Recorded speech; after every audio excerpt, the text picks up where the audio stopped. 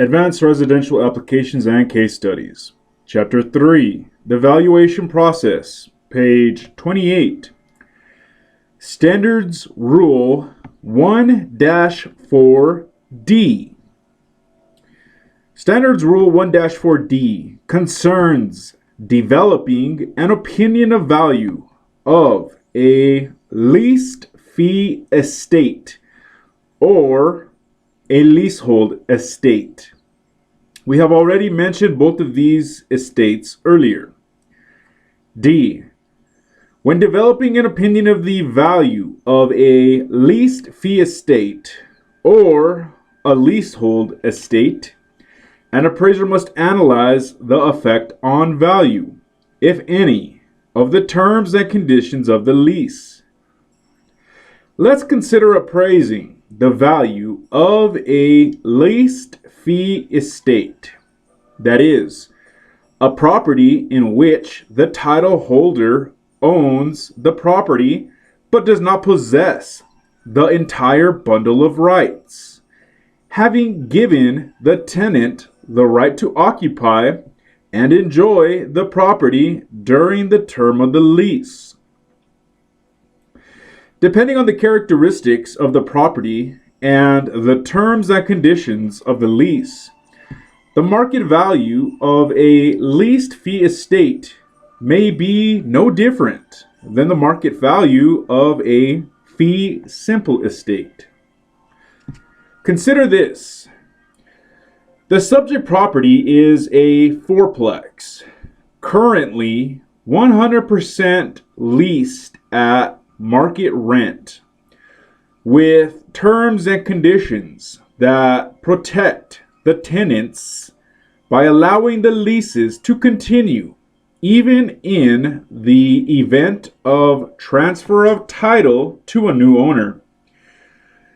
Do you suppose that this arrangement negatively impact the property value? Probably not. The typical fourplex property is purchased by investors with the intention of leasing the units at rates that the market will bear. So the investor who purchases the fourplex and inherits the tenant and existing leases is one step ahead of the game, so to speak. If anything, the existing market rent leases may benefit the property value as far as typical investors are concerned. On the other hand, consider a custom-built, top quality, big as all creation luxury mansion that happens to be leased for the next 2 years. Suppose a corporate executive with a major oil company finds out that he is going to be needed in England for the next 2 years.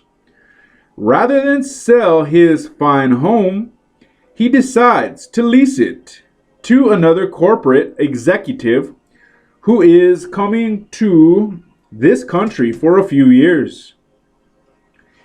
If this lease also is written so as to protect the tenant in the event of the property selling, might the value of the leased fee estate be significantly lower than the value which would apply if there were no lease in effect? Almost certainly.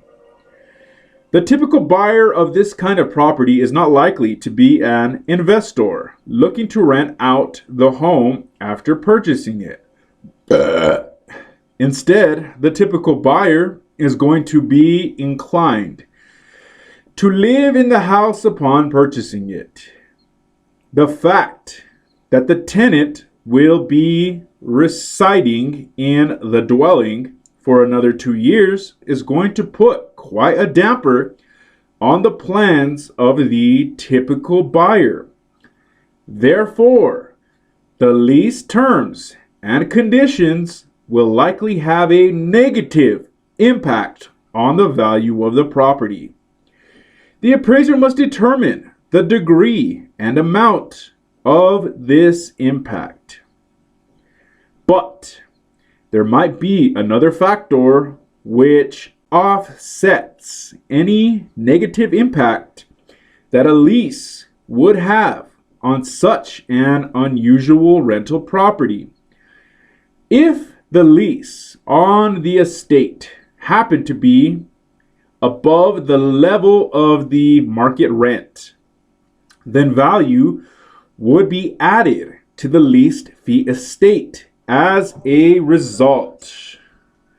Valuing leased fee estate will usually require the appraiser to determine the value as if the fee simple ownership rights existed, and then determine whether the terms of the lease benefit the owner, which may increase the value of the leased fee estate, or the tenant, which may decrease the value of the leased fee estate. If the current lease is a long-term lease at a below market rental rate, then the leasehold estate, which means the tenant's interest, may have value.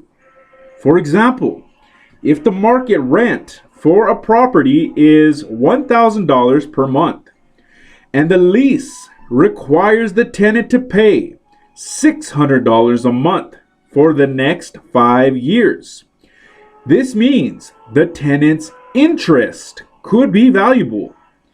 He or she has the right to continue to occupy a property that is worth $1,000 per month for a mere $600. If the lease allows the tenant to sublet the property, the tenant could move out, collect $1,000 per month from a new tenant, and pay the owner of the property $600, thereby pocketing a cool $400 per month, a total of $24,000 over the next 5 years. Because long-term leases are rarely used for residential properties, this type of situation would probably not be encountered by a residential appraiser. End of page. Page 29. Standards Rule 1-4EFG. E.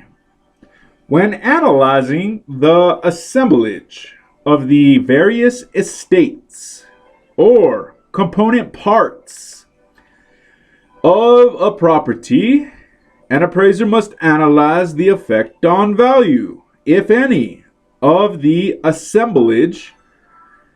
An appraiser must refrain from valuing the whole solely by adding together the individual values of the various estates or component parts. Comment. Although the value of the whole may be equal to the sum of the separate estates or parts, it also may be greater than or less than the sum of such estates or parts. F. When analyzing anticipated public or private improvements located on or off the site, an appraiser must analyze the effect on value, if any, of such anticipated improvements to the extent they are reflected in market actions. G. When personal property, trade fixtures, or intangible assets are included in the appraisal, the appraiser must analyze the effect on value of such non-real property assets. Comment.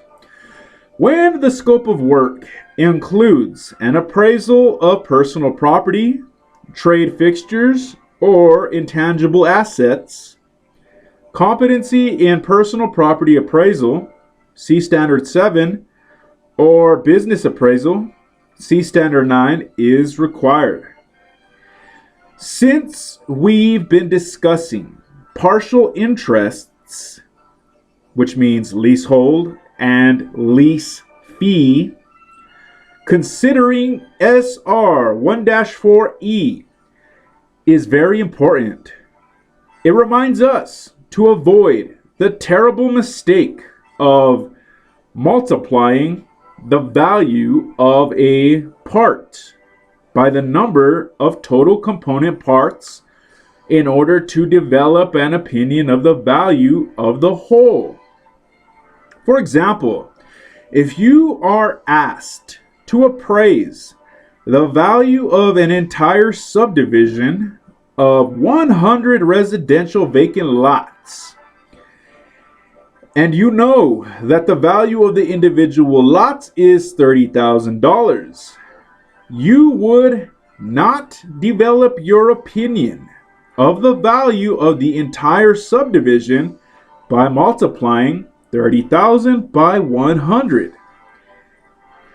This example does not give enough information to determine the subdivision value, but you can rest assured that the value is probably less than $3 million.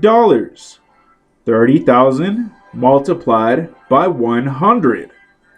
Likewise, if the known value of the subdivision is $3 million and there are 100 lots total, you can safely assume the value of the individual lots is probably greater than 30,000.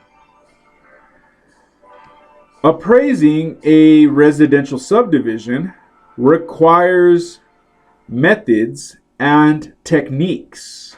For instance, absorption analysis that you will not have mastered for quite a while and which are beyond the scope of even this course. You must seek assistance, at the very least, if you have the opportunity to complete such an assignment. SR 1-4F concerns the appraisal of property when the value might be impacted by public or private improvements that have been announced but not yet completed. An example might be extending city or community water and sewage service to a suburban neighborhood that does not presently receive such services. If the announcement serves to increase values for the properties that will benefit from the services, then the appraiser is correct to reflect the effect on value. However, you must not insert a value increase into the process when the market data does not warrant or support the value increase. SR 1-4G concerns other types of property besides real property that may be present in the appraisal of real property. Perhaps a purchase agreement of a recreational lakefront residential property that you are appraising calls for a nice ski boat or party barge to be included in the transaction. You may even encounter a purchase transaction that includes all or much of the interior furnishings, along with the real estate. For a mortgage lending appraisal, you would probably not include the furnishings in your appraisal, even though they are part of the sale, because the lender would not want personal property items to be part of the collateral for a real property mortgage. However, other intended uses, such as an appraisal for a divorce or for employee relocation, may require the appraiser to value personal property items in a real property appraisal. End of page.